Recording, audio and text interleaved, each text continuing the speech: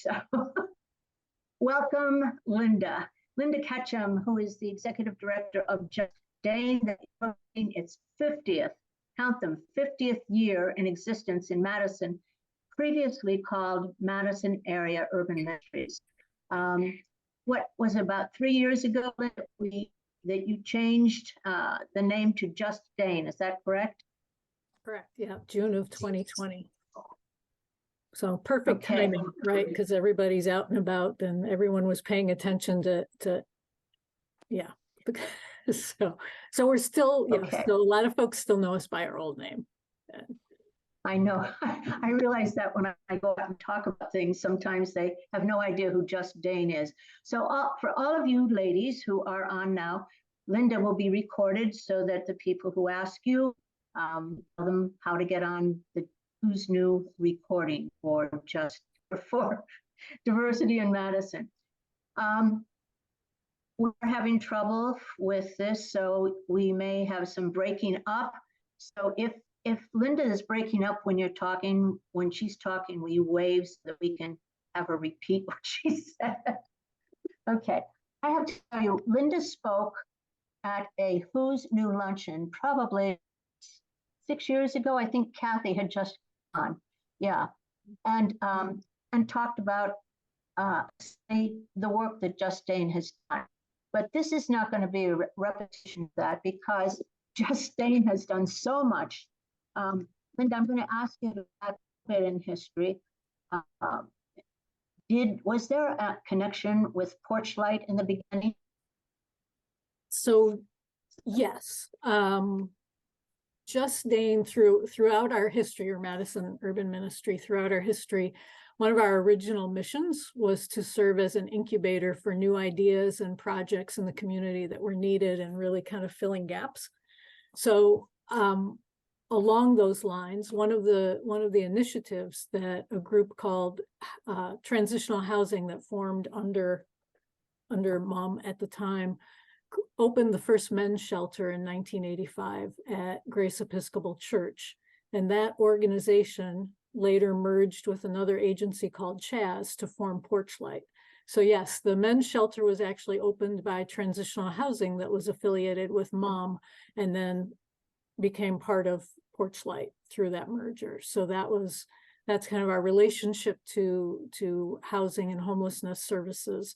Prior to that, we've always done advocacy. That's another area where we really focus and under that have the idea that our budgets at every level, right, within our own household, within our communities, state, federal, they're moral documents. They're statements about what we value, who we value, and what's important to us. And so Just Dane, MOM at that time, has always focused on advocacy around budgets as well that support people who are vulnerable in our community, that support building communities and strengthening communities and families and individuals. So you can kind of see how that work in the area of housing and homelessness relates to that historical mission for our organization. That's a very long-winded answer, Pat. Thank you, but I was always very curious. I always, when people ask me, I would always say that it was kind of a spin-off of MOM, or Madison Area Urban Ministries. And I am most familiar, of course, with two of your, well, I won't call them spin-offs, with two of the programs. One, of course, is the Journey Home, which has been around now for a long time, probably as long as you've existed. And that is, of course, helping formerly incarcerated people re-enter the community with all the problems that are presented to them. Just Dane helps to pave the way in so many ways. But of your most recent one, and I'm not talking about what's coming in the future, but your most recent, which is Healing House. And I know that you were able to raise money through many of your connections. And would you start, I'm sorry to, kind of prompt you here, but would you start talking about Healing House and then go back and talk about how this represents your mission? Sure. Healing House really came about in part in 2012. if you remember the Occupy Madison movement and the encampment that sprung up on the old Don Miller car lot on East Washington Street, it had started as a political movement, but it evolved into an encampment for individuals who were experiencing homelessness. So people started to gather there, tents went up. At one point, there were about 75 people living on the car lot. And people gathered there in part because when you are unhoused, you're much more vulnerable to be a victim of crime than you are to be a perpetrator of crime, especially in terms of any kind of violent crime. And so people tend to find security and safety in numbers. So that's what started to happen. They created their own community, their own set of rules. Drinking and drug use was prohibited on the site. So it had really kind of built a community. So and you'll see why I'm kind of describing the whole setting when we a little later. But what started to happen was obviously that site was slated for development, but also what people who were living on the site started to experience was that the Madison Police Department, when they would find someone who was unhoused and under the influence, would just drop them off at that site. And then the people who are living at the site were told that because this is not your property, you don't have the right to establish rules related to the use of any substances. So what started happening is that other individuals were just being dropped off who had no connection to the community that had developed there, and there did start to be some problems. So the county board came to Just Dane and asked us if we would create a task force, because that's historically how we've done things, is we will create a task force to study an issue that is emerging in the community and make some recommendations. So we agreed to do that. We created the task force and we invited people who had been living at the Don Miller site. We invited representatives from the Homeless Services Consortium, shelter providers, other advocates in the community. We interviewed Madison Police Department staff, particularly the community officers for that area, and a wide array of people. And out of that, we told the county, we said, we're happy to do this, but we don't want to we're not just going to tell you where to shuffle people around who are experiencing homelessness, right? We need to understand the root causes, and we need to understand where the gaps are in our services that create encampments like this, that create people camping out on the grounds of the city county building or in Rindall Park or anywhere else. And so we said, we will do it, but we're gonna look at it in a larger perspective. So we did finish our task force work and presented to the county board our recommendations, our report and our recommendations. We did that in July of 2012. And some of the things that we had identified was the need, one thing, for a permanent day shelter, right? Because our shelter system, the overnight shelter system, was only open from really, people get in line at 5 p.m., but they don't get into the shelter at 5 p.m. So it's just open overnight. So where do people go during the day when they're unhoused? Where do you spend your time? And there are restrictions about where you can be and how long you can be someplace.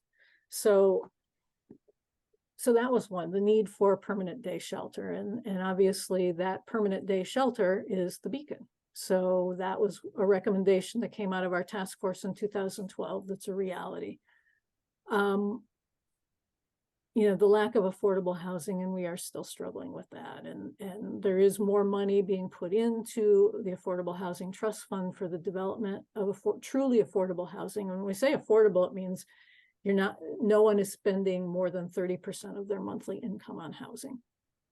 So we know that if you're working a minimum wage job in Madison, you cannot afford housing, just is not affordable to you at all. If you're working 2 full-time minimum wage jobs, housing is not affordable to you in the city of Madison. So, and that's for an individual. So the average 1-bedroom rent right now in Madison is going for about $1,100 to $1,200 a month. That's the average 1-bedroom rent. And so you can see, and then it just goes up from there. And because we have such a shortage of housing available units, landlords have continued to increase rents. I'm kind of going, I'll touch more on some of that when I talk about advocacy. But so that was another issue that we identified in the task force, was the lack of affordable housing. We also identified that the state legislature in the city of Madison and in Dane County, we had some pretty strong protections for tenant rights. Over the last 11 years, the state legislature has stripped almost every tenant right out of state law and passed a statute that precludes any local municipality from passing tenant rights laws that are more strict or more favorable to tenants than state law. So they basically taken away local control from governments when it comes to tenant rights. When we've talked with the Department of Agriculture, Trade and Consumer Protection and their consumer protection hotline, rental tenant complaints are among the single biggest complaints that they see on the hotline. And unfortunately, they're pretty much the only thing they can tell folks is continue to try to create a paper trail so that if the state law changes, you have a case. But there really is very little rights that tenants have.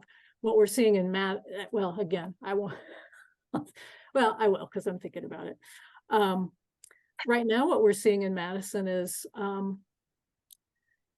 non-renewals of leases is what is kind of the new eviction. So you don't have to, when you're a landlord, you don't have to evict someone when their lease term comes up. Just increase the rent $300 a month, or just tell them you're not renewing their lease, and you don't actually have to tell them why. So, and that's what we're seeing happening to people consistently throughout the county. So that affordable housing piece was part of it. And the other thing that bubbled up was the need for recuperative shelter for people who are homeless, who are being released from the hospital, because the shelter system was only open during the overnight hours. And this was really driven home to us in an experience I had in early 2012, in the fall of 2012, in a budget hearing for the county, when two gentlemen walked in. One of them I knew, named Paul, walked into this budget hearing with his friend. Paul was carrying his friend's belongings in a large hefty bag. His friend was walking with a cane. Essentially, his friend had had a significant stroke 2 days before. He had aphasia. He had partial paralysis on one side, and he was discharged from the hospital back out onto the street 36 hours later, with no follow-up plan, no follow-up care. So this need for recuperative shelter bubbled up. And we talked to, so that was one of the recommendations. There needs to be a recuperative shelter. So when we ended our task force on the Occupy Madison site, we created a medical respite task force to study this issue. And for us at Justine, one of the things when we're talking about being an incubator, as needs would rise up, we'd ask, well, who's the most logical, or what is the most logical organization to address this? And if they're not wanting to do that or able to do that, then who?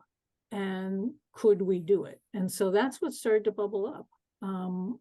The only medical respite that was available in Dane County at that time for adults or families was about $8,000 in funding that the Salvation Army got for hotel vouchers. So that money was usually gone in about 3 months. And then there was just no place for people to go. So we made the recommendation, we studied it in our task force, and we identified that we really need 2 medical respites. We need one for adults without children, and we need one for families. And so we started to talk about what it would look like if our organization took that on, because at that time, none of the shelter programs in Dane County were interested in taking that on. And I totally understand why. I mean, it's a big lift, and funding was tight. This is still during the recession. So these are kind of big considerations as an organization. So we started to think about whether we could, as an organization, take on a medical respite.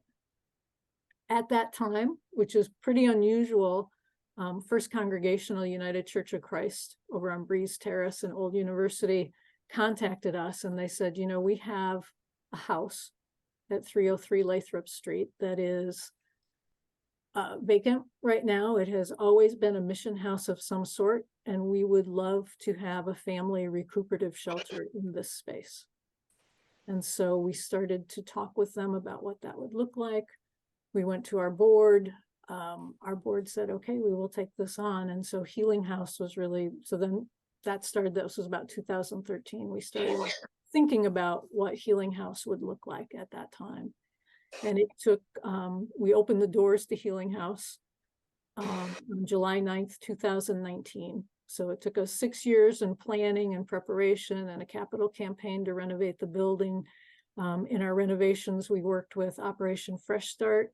Their graduate crew did all the renovations, which was a really, really incredible partnership, because so many of the young people on their graduate crew had experienced homelessness themselves. And so this project felt really, really meaningful and powerful to them. So it was just a beautiful partnership in that way. So we opened the doors, and Healing House is a 24/7 recuperative medical shelter for families who are experiencing homelessness and have a member being discharged from the hospital, or who have a member who's referred by a primary care physician. So for example, maybe a pregnant mom who is experiencing a high risk pregnancy, preeclampsia, who's not hospitalized, but who needs recuperative shelter, who needs a safe place to be 24/7.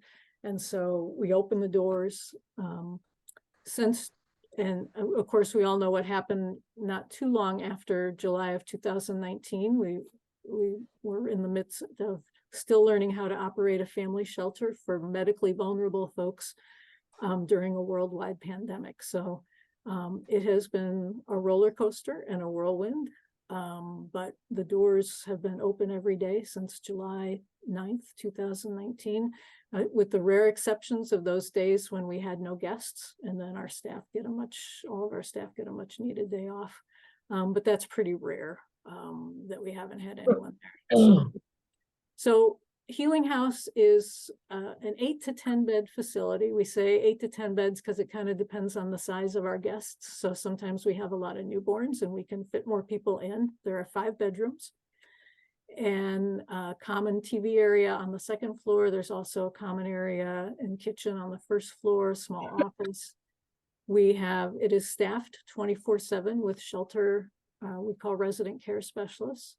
We have a part-time nurse, we have a part-time social worker, we have a part-time peer support specialist who is someone who has lived experience with substance use and/or mental health challenges, who kind of walks side by side with our guests who have those same challenges. And many of our guests have a lot of trauma related to being homeless. A lot of them, we hadn't thought about it when we opened the doors, but we probably should have, is because of the way in which we've criminalized homelessness in so many ways. In our communities, many of them have ended up having criminal justice system involvement because of trespassing tickets or unpaid fines related to other things, tickets, child support, those kinds of things. So there's that added trauma. And it's really been, we've had 250 people come through the house in 4 years. The hospitals told us they didn't believe that they saw homeless families. They maintained that throughout our planning. But I'm very happy to say that today our program manager and our social worker are over at a resource fair hosted by Meriter Hospital, because the hospitals have been referring people since day one and now recognize the value of the program. But it has, we've seen everything. So we had a 14-year-old girl. She and her mom were living in their car. She was terminally ill, the 14-year-old. She had cancer. They had no place to go. So they came into Healing House. Hospice was able to provide some in-home care then. And that was one of the challenges. One of the things we learned through the task force was that when you're homeless and you get discharged from the hospital, even if you're eligible for home health, if you don't have a home, you don't get that. And so Healing House is that home for families. We had a dad who had 2 broken legs, a single dad of 4 kids with 2 broken legs, and they were living in their car. We've had a young man who, and his family, he was 17, 2 other siblings and his mom. His mom was recuperating from cancer, but he was also paralyzed as the result of being a victim of a crime. They had been living in their own apartment. They lived on the 2nd floor of a building with no elevator. He was shot in an attempted carjacking, paralyzed from the neck down, and they lost their housing because they could not access their apartment. So they used their funds to live in a hotel when he was discharged from the hospital. But he needed increasing care. Mom lost her job. For taking time off to be with him. And so they ended up living in their accessible van.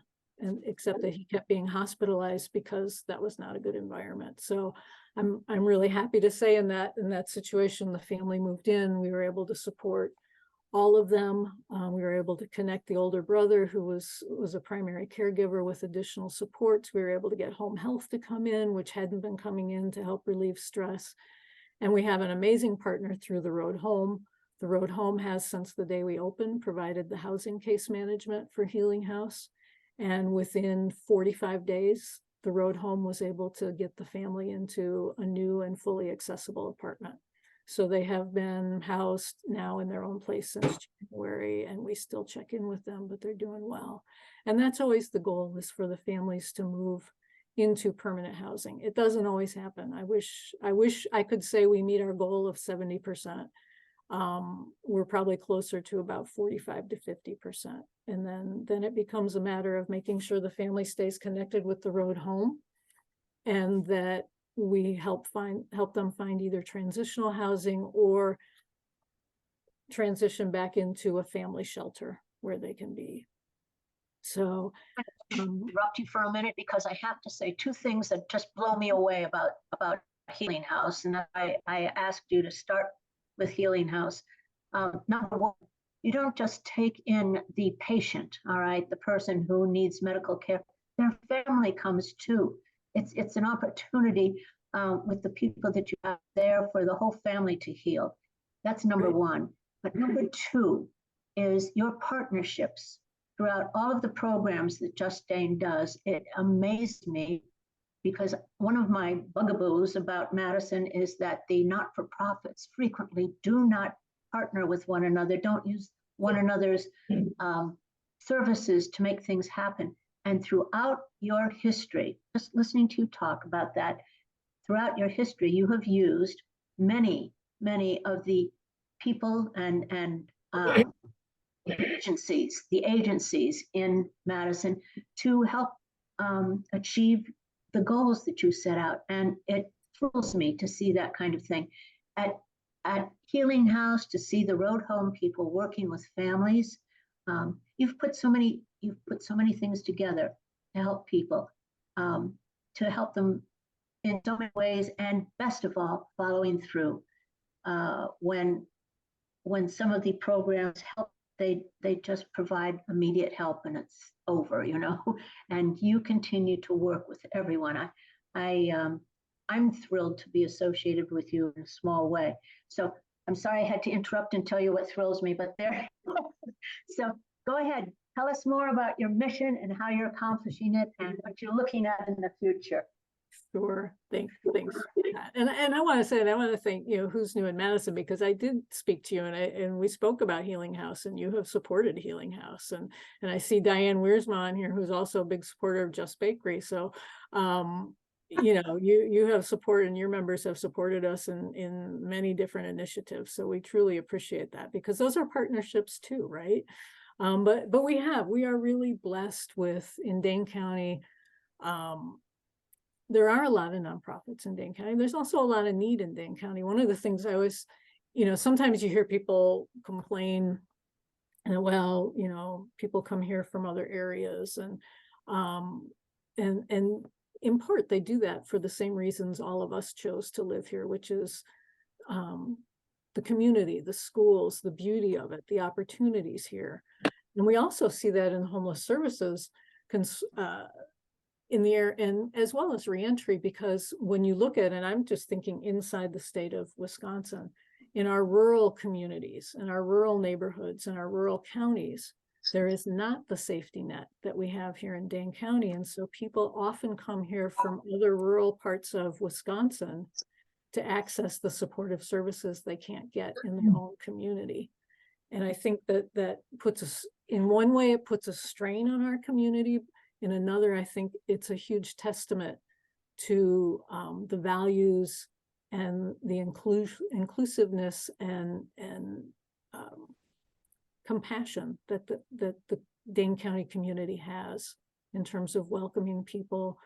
Sometimes we're better at welcoming people than others, but I mean, to understand that people come here because they can't get their needs met in other communities. You know, most counties in this state do not have homeless shelters. And so where do you go?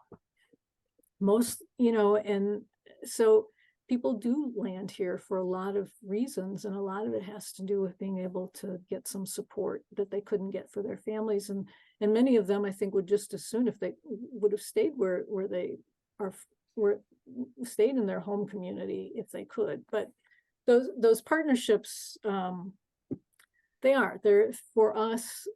We have wonderful nonprofits in Dane County, and you know, my message to our staff is we don't have to do everything.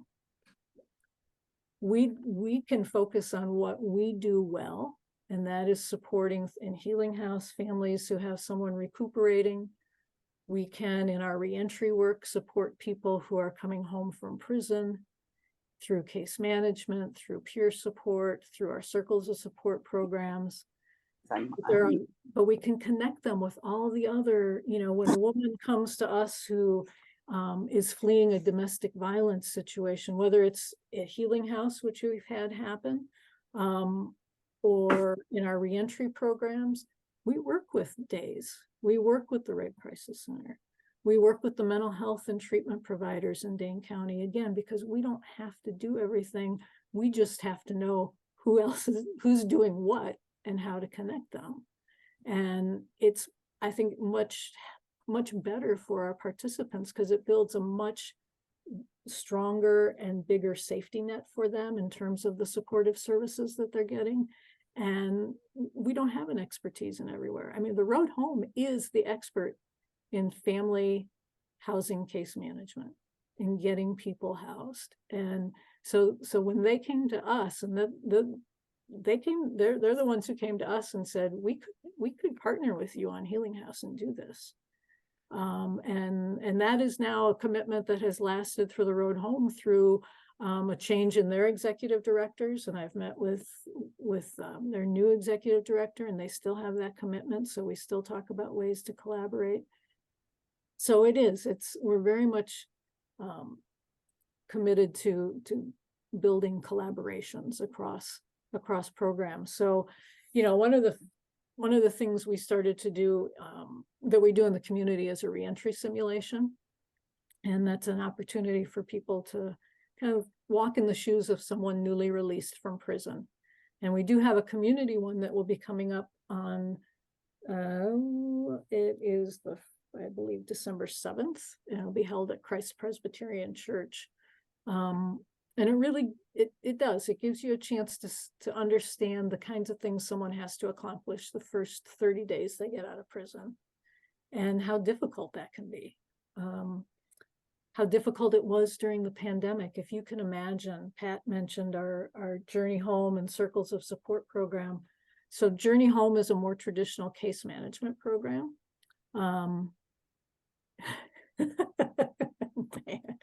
I know how that goes.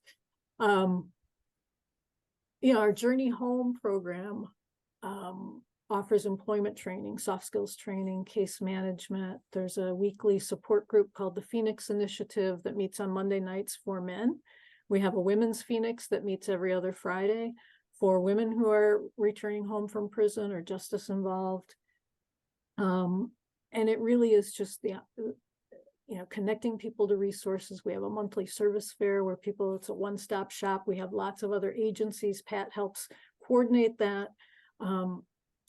Lots of other agencies come in, and someone can come in and spend an hour and a half and maybe connect with 6 other services that they need that maybe would have taken them 3 weeks to access if they were trying to call or take the bus everywhere. Because it's great to have public transportation, but it's really hard to get sometimes 3 places in one day on Metro just because of the schedules and locations and hours. So we have the Journey Home program. Circles of Support are community volunteers who are trained, who meet once a week with someone newly released from prison. And they serve as a support network. They serve as mentors.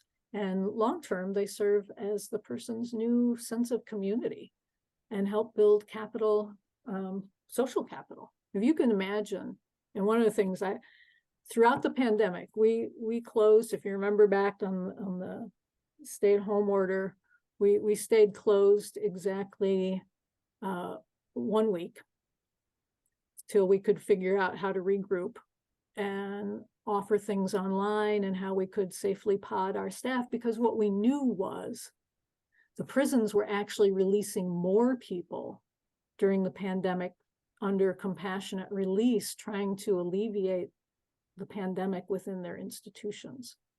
So we started to see a huge increase in the number of elderly people being released after 25, 30, in one case, 46 years of incarceration into a community they hadn't been in the midst of a pandemic. And they'd been gone for 46 years. They had absolutely no one. They had no one. And so we knew we couldn't not be in our office. We had to have people here. We had to have things. We had to have people answering phones. So that's what we did. We had our staff were potted. Certain people were here on certain days and certain people were here on other days.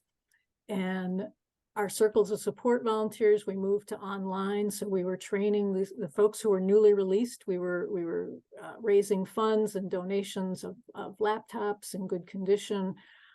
We were training people how to use them. The circles were meeting virtually, but people were still getting a service. They were still meeting with John Gibbons, our coordinator, in person. We were still, our peer specialists got creative and would meet people outside their apartments and they'd take a walk. But people needed that face-to-face interaction. They needed to feel connected to people. Otherwise, they were feeling like their imprisonment was continuing within their housing, if they had housing. And that was the other piece. They were being released after 40 years incarcerated with no permanent housing. So they were just being released from prison into the shelter system in a pandemic. So that's a little bit about, I think, the reentry programs. And Journey Home has been operating since 2005. Circles of Support since 2003. We do have some youth programs for kids who are impacted by parental incarceration. So our Mentoring Connections is community-based mentoring for kids 4 to 17 years old who have a parent who's incarcerated. And that's been operating since 2003. If you know anyone who's interested, we are currently hiring for the coordinator for that program. Our Family and Reading Connections programs have been operating since 1998, and Family Connections takes kids to visit their moms at Tachita. Now, we have not had a trip since February of 2020. We are working with the prison to try to get back in, but you've also read about the myriad of ways the pandemic has impacted things that we don't think about. And one of them is we rely on chartering a school bus to take the kids to see their mom, and there is a school bus driver shortage. So prices have gone up, and so just trying to figure out how we get back into the institutions.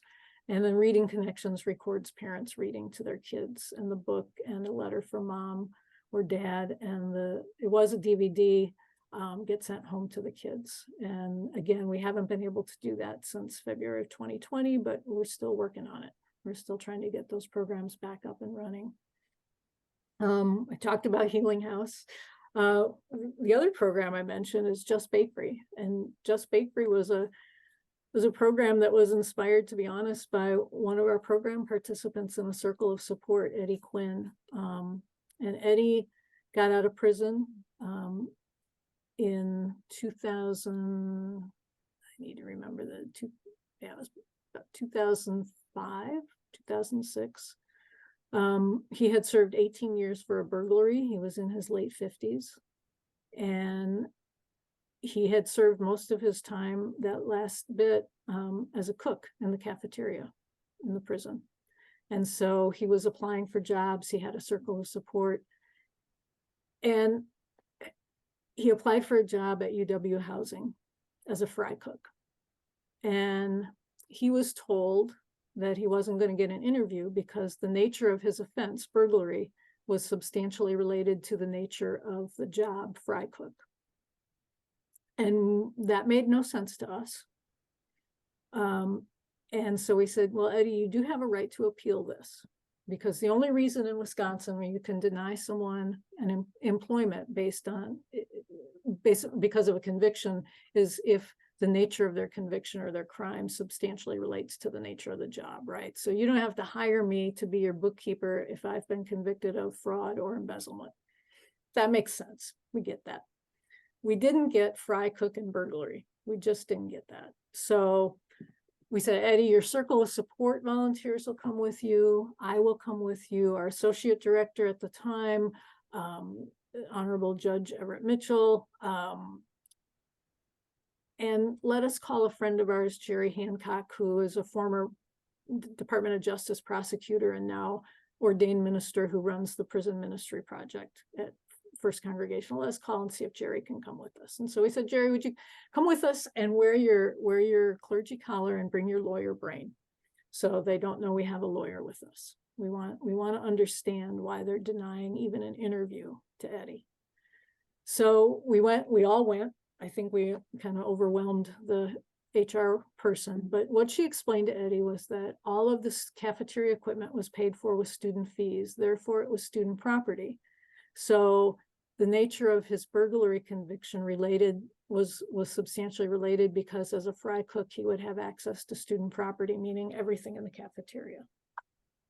Now, we didn't accept that premise, and I could see Jerry writing furiously, and we left the meeting and Jerry said, let's sue him. And Eddie did what 99% of our program participants in our reentry programs did. And he said, that's not how I want to spend my time.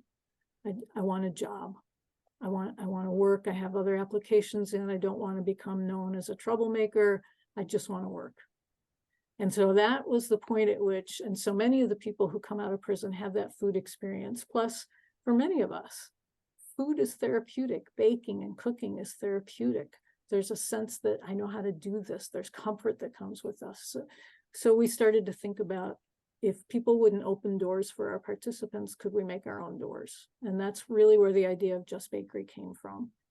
And so we created, it's a 12-week program that we do teach commercial baking. And our students learn how to bake. We produce a line of baked goods that's for sale in the community. But the students are also learning life skills. They receive peer support. They receive case management, job placement, and retention support. We use a National Restaurant Association managed first curriculum. So for each of the certificates our students earn from that curriculum, it translates to college credit at Madison College toward a culinary degree. Graduates of our program, we have an articulation agreement with Madison College that graduates receive automatic acceptance into their culinary program, and they can bring with them up to 12 credits if they've completed all the certificates with our program. And we have had about I'm trying to think, I know it's at least 20 of our graduates have gone on to work on culinary degrees at Madison College. So opening a door for a lot of our participants who never saw college, never saw higher education as something that was possible. So Just Bakery, we launched our product line. We've been operating since the late fall of 2013. And we work collaboratively. If you remember, talking about some of those collaborations are employers. UW hospitals and clinics not only hires some of our graduates to work in their food industry. When you go to UW hospital and clinics and you have a cookie there, that's a Just Bakery cookie. They contract with us and have for the last 4 or 5 years now, for all the cookies that they have at the hospital and clinics. Sassy Cow Creamery. We have multiple partnerships. We have been at the Hilldale Market. So, and all of those proceeds go back into the program too. And we have 9 staff in Just Bakery, and 7 of them are graduates of the program. Phil has been with us the longest. He graduated in the first cohort in February of 2014, and he's been employed by us since March of 2014 in production and sales. And again, opening opportunities, and building collaborations with employers in the community. And there are some great employers in our community. Short Stack Eatery is another one. Some of the restaurants, many of the restaurants in town will call us if they have an opening. So that's a bit about Just Bakery. And we do have an idea for an additional training component that we have the curriculum for. We're just at the point of looking for funding, and that's called Just Hospitality. So that would be a training program in hospitality management. And we have the same articulation agreement with Madison College, and would be the same service array in terms of supportive services. So it's a great program. It was that was probably the one program that was hit hardest in terms of being able to operate during the pandemic, because our classroom was very small and our training kitchen is relatively small. So we had to reduce class sizes. We had to do the initial classes online, and we are kind of bouncing back from that.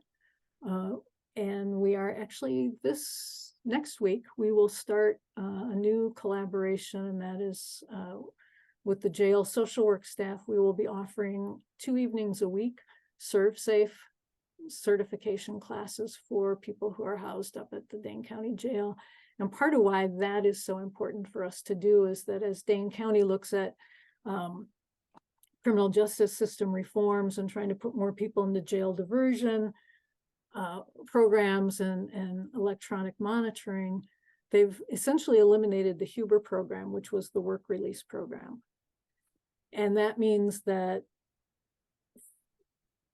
if you have housing, you can be offered electronic monitoring or jail diversion, and you're at home and you can be working in the community. But anyone who is unhoused, anyone who's experiencing homelessness, is no longer have the opportunity to work in the community. And so we felt that being able to offer ServSafe classes at least offers people a chance to get a nationally recognized certificate, so that when they do get out, they are more marketable within the food service industry, because any place, including food pantries, that deals with food must have someone who is ServSafe certified on staff or on site at all times.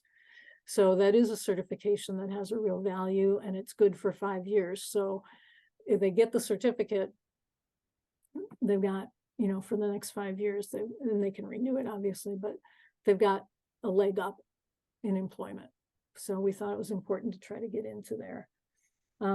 And I mentioned our peer support programs. That's another collaboration we have. So the fastest growing population in Dane County is bucking the trend nationally in that we are growing, and the number of younger people in Dane County is growing, but also the number of Latino folks is growing in Dane County, and that's been a significant increase.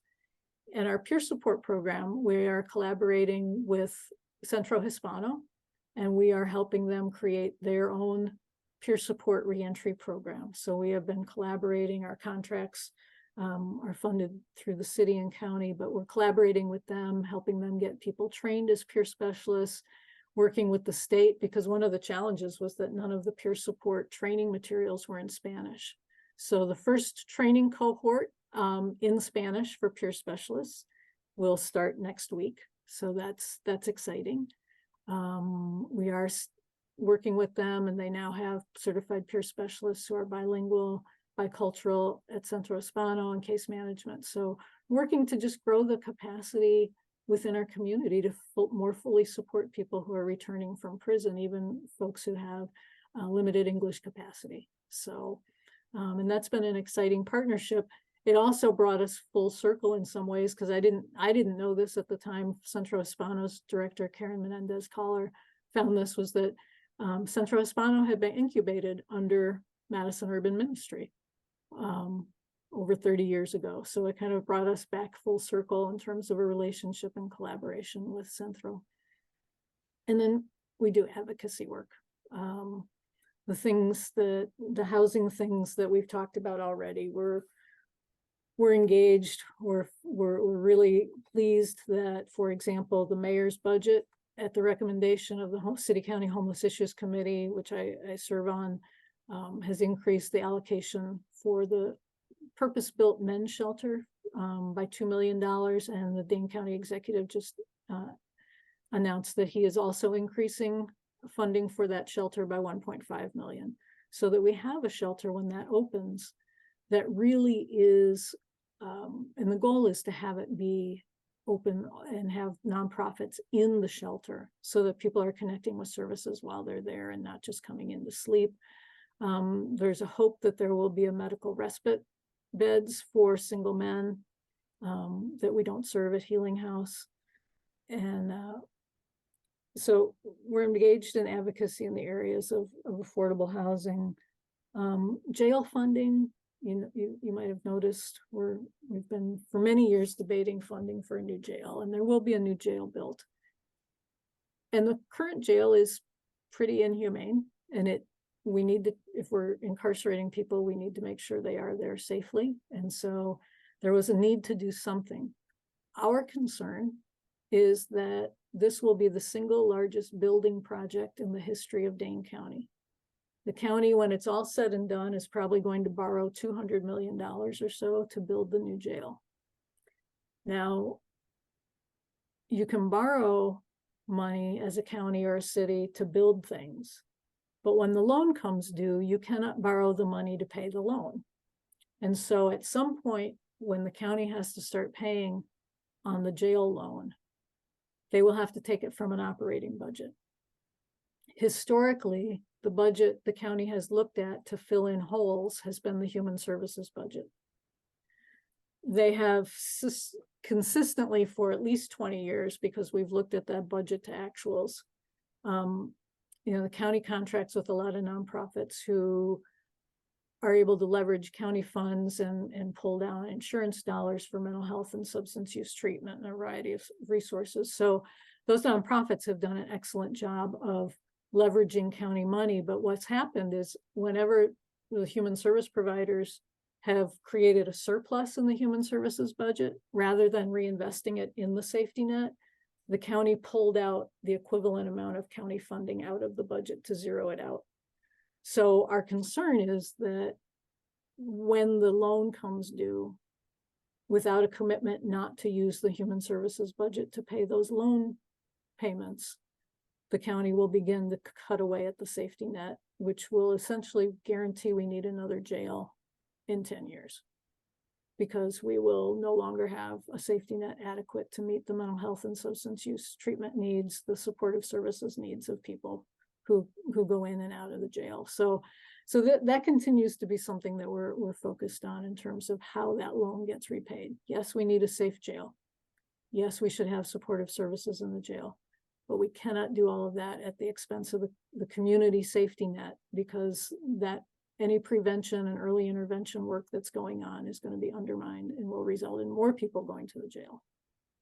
So that's some of what we've been focused on in our advocacy work.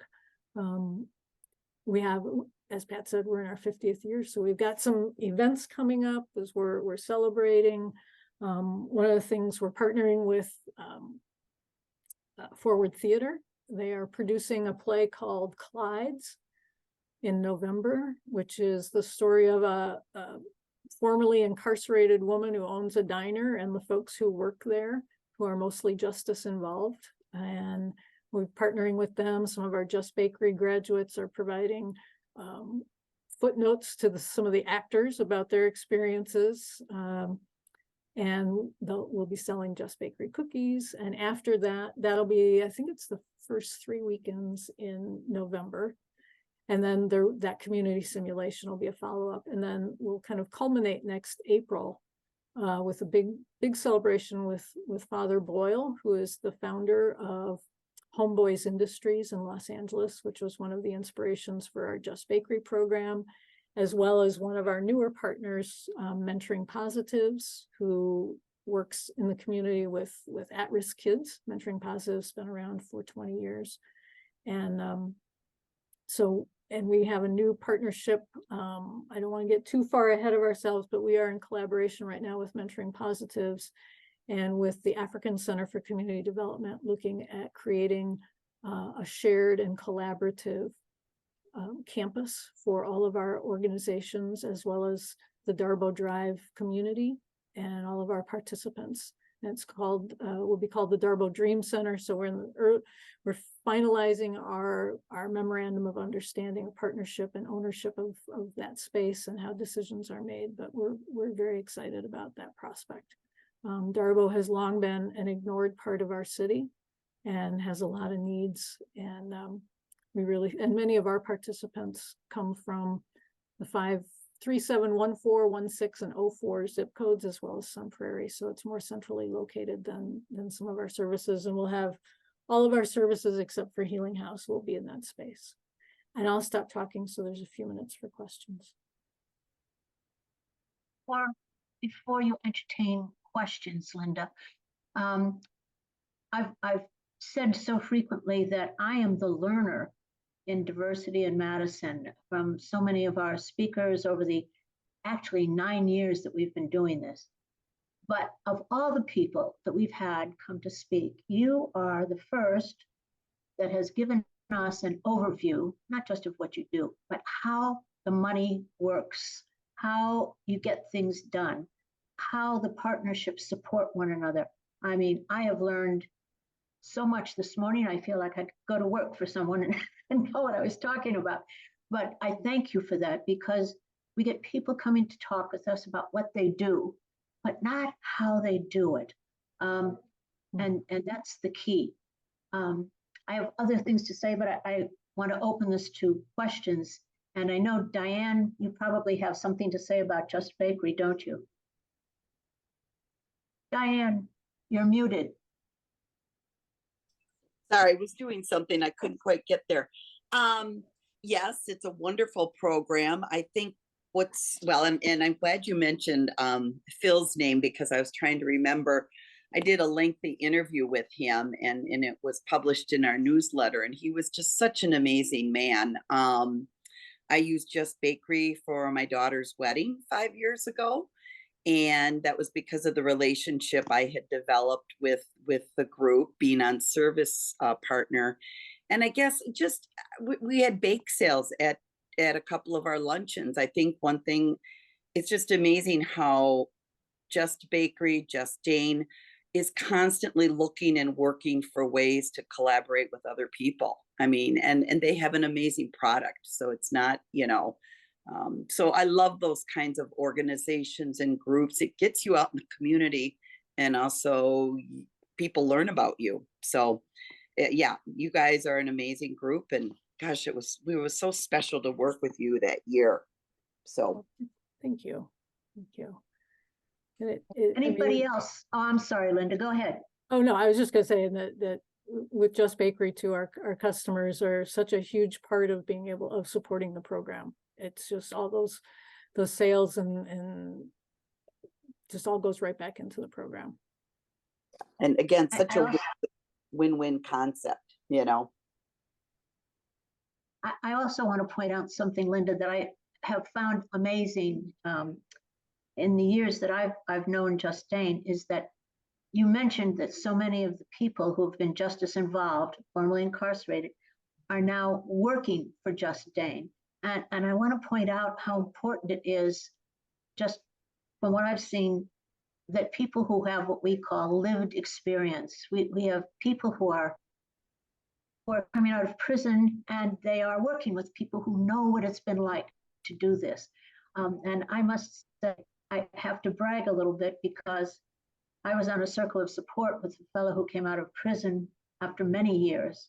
He's now our assistant executive director. And I was on his circle of support, Sharon Bowie. In fact, Sharon spoke to us a few months ago and made quite an impression. He's so articulate. Anyhow, the fact that you employ, it's like putting your money where your mouth is. You employ the people that you work with, and that's key. Other questions for Linda? I just have one, Linda. I'm a retired FCS teacher at Memorial, and the foods teacher there has gone on to teach the Serve Save classes at MATC part-time. Are you hiring for that position with your Jill? Or do they do it online? So no, we actually, our lead instructor for Just Bakery will be going into the jail with the program manager and teaching that. So we're not hiring right now. Okay. But I was thanks for gonna thinking put, of us. I was gonna put her on to you otherwise. Yeah. So, and yeah, and I'll say, and thank you, Pat, for that. But we do have, so 70% of our staff across all of our programs have lived experience with the criminal justice system. And those are in a variety of different areas. But it's really important for us that we as an organization walk our talk. And how could we possibly go to an employer in the community and encourage them to hire someone with lived experience, with a conviction history, if we as an employer are not doing that? And that doesn't mean everyone we work with is ready to work. We know that. But it's building those relationships, and it's hiring folks who have been exemplary employees, and being able to share those stories and be a role model in that way. So it's really important to us that we do that. Well, I'll just say one other thing. I volunteer with Just Dane, and I have been, I've been touched, obviously, with people that I've had the opportunity to work with and work for. But more than anything else, I am so amazed at how little people like me know about life in the community. We say that our group here, Diversity in Madison, group of white women, middle-aged and older, mostly retired. We live in a very privileged bubble. And my experience in volunteering has been the bubble that I live in, to see who else lives in our community and what their lives are like, and learning to be not only grateful for what we have, but know that we have to give back. The way money operates through the not-for-profits is kind of beyond belief. And as I hear you talk about all of the things that you serve on, and your name comes up frequently in other areas outside of Just Dane, well, just thank you, Linda, and thank Just Dane for all of the things. Congratulations on 50 years of doing that, and keep on going. And before we sign off, because I try to sign off at 11, but before we sign off, anybody else have a comment? I just wonder how long you've been with Just Dane, Linda. You're so knowledgeable. I have been here 17 and a half years. Wow. Okay, that explains it. As my sister says, oh, you finally held a job. So well, you explained it all beautifully, and it's illuminating, that's for sure.